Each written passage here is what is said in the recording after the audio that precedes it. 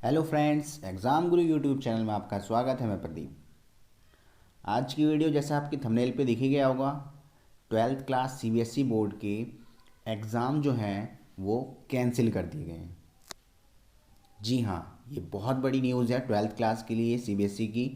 क्या कि जो सीबीएसई ने डिसाइड किया है 12th क्लास के एग्ज़ाम अब नहीं होंगे। जैसा कि आपको पता होगा कि जो पहले ही गवर्नमेंट ने डिसाइड कर लिया था, 10th के एग्ज़ाम कैंसिल कर दिए गए हैं और 12th के एग्ज़ाम का जो फ़ैसला होता है वो जून में लिया जाता कि एग्ज़ाम कब होते, किस पैटर्न पे होते, कितने मार्क्स के होते, या एमसीक्यूज़ में होते, मल्टीपल चॉइस में, या डिस्क्रिप्टिव कैसे होते।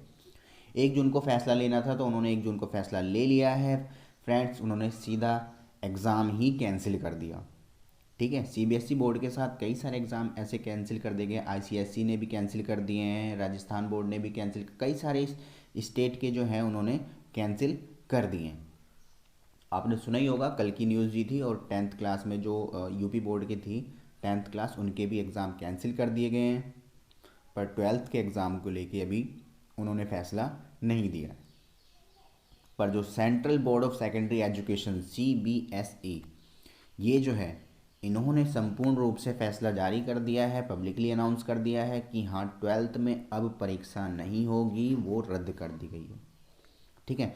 तो अब सबसे बड़ा क्वेश्चन बनता है कि क्या एग्ज़ाम नहीं होंगे तो मार्क्स कैसे मिलेंगे, मार्क्स का बेस कैसे होगा, और कितनी परसेंटेज आ सकती है, क्या कोई बच्चा फेल भी हो सकता है, ये पूरी जानकारी आपको मैं देता हूँ। तो देखिए फ्रेंड्स, एक्चुअली में क्या है, जो एग्ज़ाम कैंसिल गए हैं, आपको पता होगा कुछ बोर्ड ने ये भी डिसाइड किया था कि 1.5 आवर का एग्ज़ाम होगा, और वो भी क्या होगा, एमसीक्यू। उस बेस पे हम मार्क्स देंगे। कुछ बोर्ड ने डिसाइड किया था, मैं सीबीएसई की बात नहीं कर रहा हूँ। ठीक है।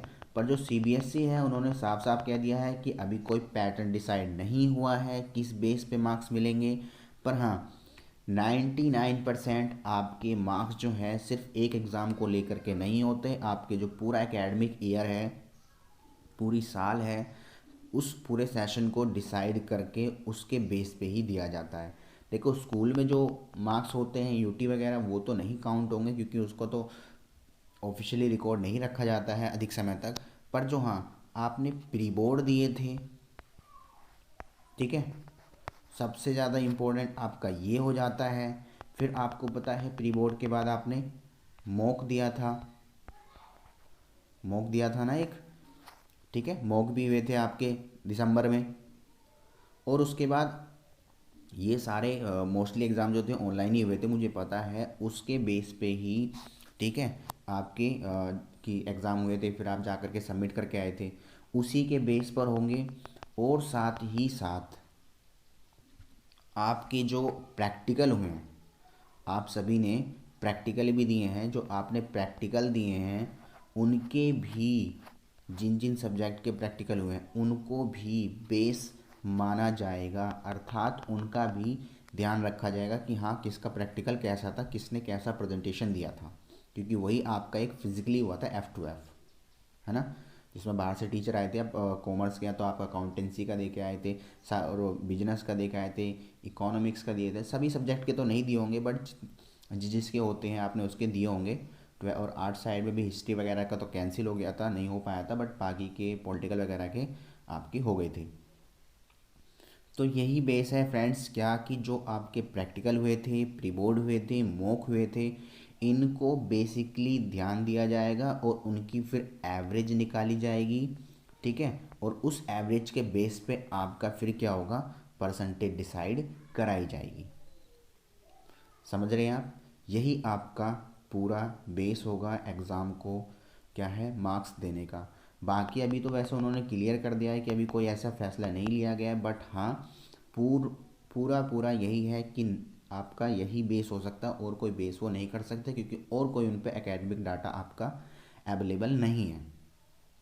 ठीक है।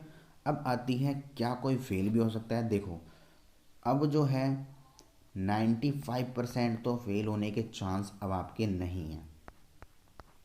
ठीक है, 95% तो चांस नहीं है, 5% है। अब वो 5% कौन फेल हो सकते हैं।